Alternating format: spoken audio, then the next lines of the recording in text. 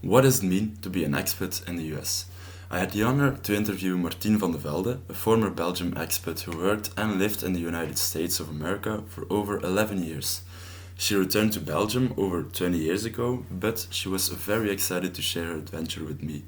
Now I am going to try to pass on her story to you as best as I can.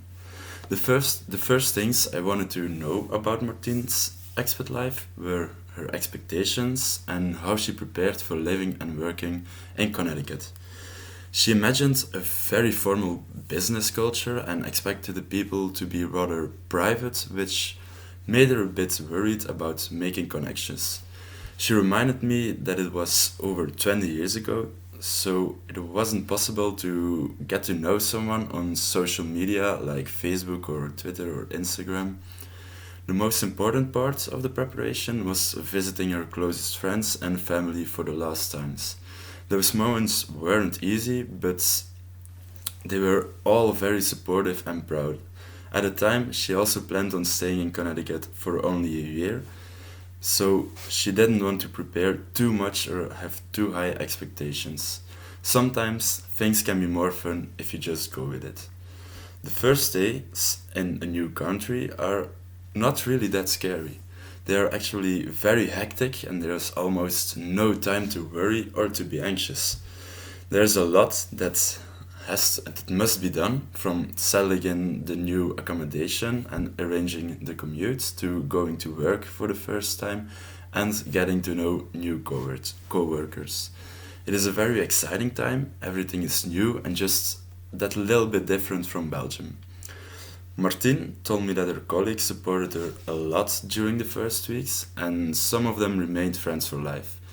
She was particularly worried about being alone for the holidays, but soon she learned that the stereotype of unfriendly private Americans was completely wrong.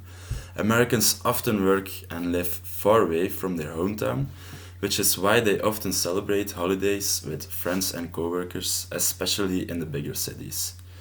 The work life itself is somewhat similar to how it is back home. Martine herself has never had too many bad experiences, so this is certainly not a reason why you shouldn't go. One big difference is that you're even more individualistic than we are. A small side note here is that we are talking about 20 years ago, and a lot might have changed in the meantime. It's also not necessarily negative, but the focus is just less on the team and more on the employees themselves.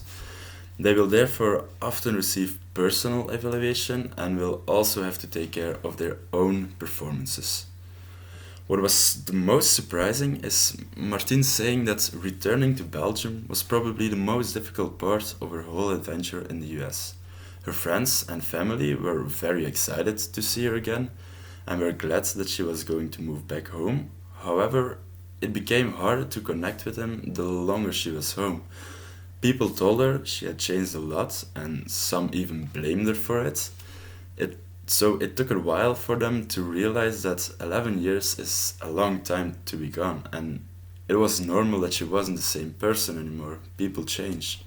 She returned from the country that is culturally very different from Belgium, so she needed time to adjust to Belgian culture again.